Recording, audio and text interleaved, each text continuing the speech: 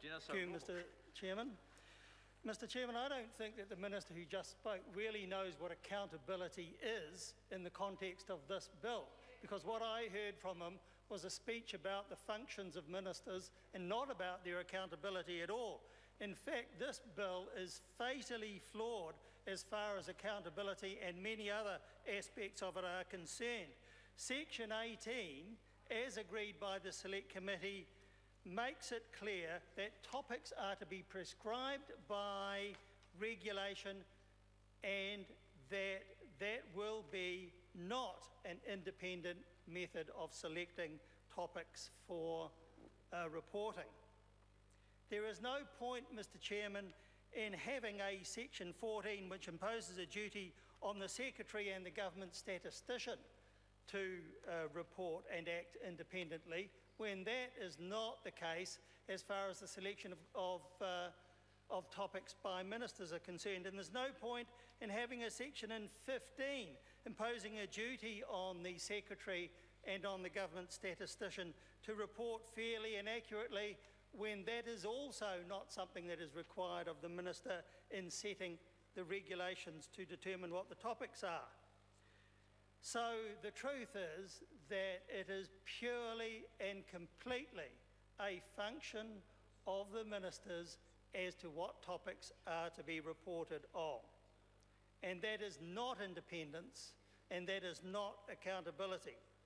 So New Zealand First cannot support the bill for that reason, not because we just want to oppose things, as Scott Simpson says. These are good and substantial reasons for opposing the bill, and New Zealand First prefers Eugenie Sage's SOP instead.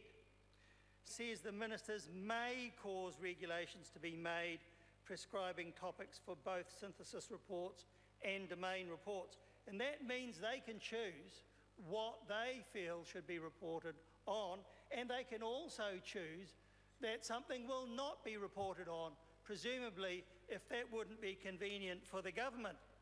And Mr. Chairman, there's only a little guidance given in subsection 2 about how the topics are to be selected, and they are requirements for a pressure topic or an impact topic which has to reflect significant areas, resources or people, and secondly, there is a requirement about measurability. And the only other limitation is in subsection 3, which is the requirement to consult. And Mr. Ducey thought that that meant that that created independence and accountability as far as ministers are concerned, but of course it doesn't. A duty to consult is just that, to hear what others have to say and to take it into account. It doesn't mean that the ministers can't still choose what to report and what not to report on. So it doesn't go nearly far enough. So in the end, the section reserves full power to the ministers to control environmental reporting in New Zealand with virtually no checks and balances, nor any genuine oversight, nor any genuine transparency, nor any real accountability for the reasons that I gave.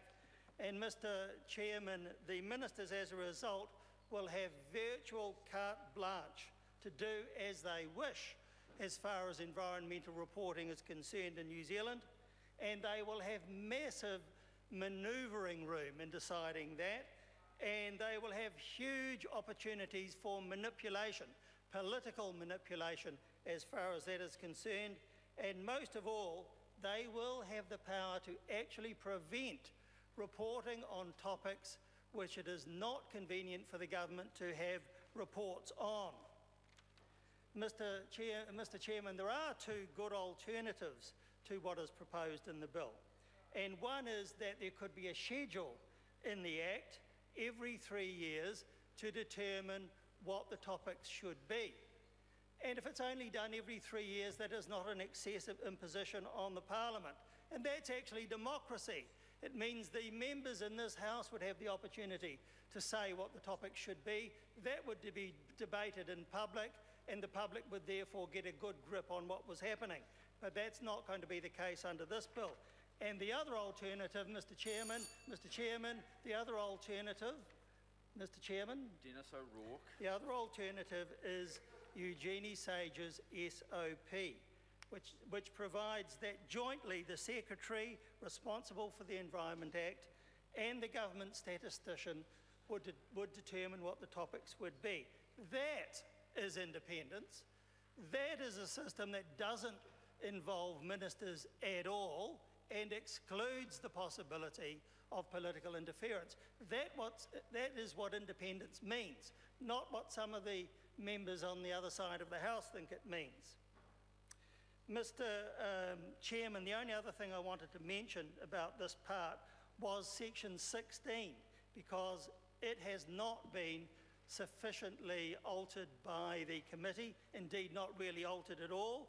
It prevents the Official Information Act from operating as intended by limiting access to what is called untested information. So officials will be able to withhold information which they prefer to avoid be put out into the public arena. Members of the public will not be able to access this so-called untested information, and Mr. Chairman, they should be entitled to do so. And it is arrogant for the government to say to the public of New Zealand, they shouldn't have that access to that information because it's untested. Well, it's over, in my view, to the people of New Zealand to decide what they believe is valid and valuable and worthwhile information, whether it is tested or not. Why should it matter whether it is tested or not?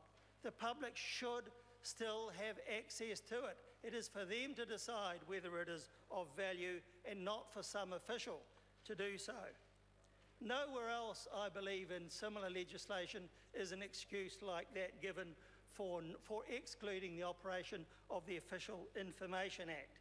After all, it's harmless statistical information. It's not as though it's dangerous information. So what harm is there in allowing that information to be given? Mr. Chairman, in the end, this bill just fails. It fails completely, not only because it behaves with arrogance towards the New Zealand public by not giving them information which they should be able to access, but it fails because it doesn't ensure that reporting is independent. And the only way it can be independent is if ministers don't, in the end, determine what topics are to be reported on, or indeed are not to be reported on. So either of the two alternatives which I gave would be satisfactory, and I believe would earn the support of every party in this House. We are not just opposing this bill because that's our job.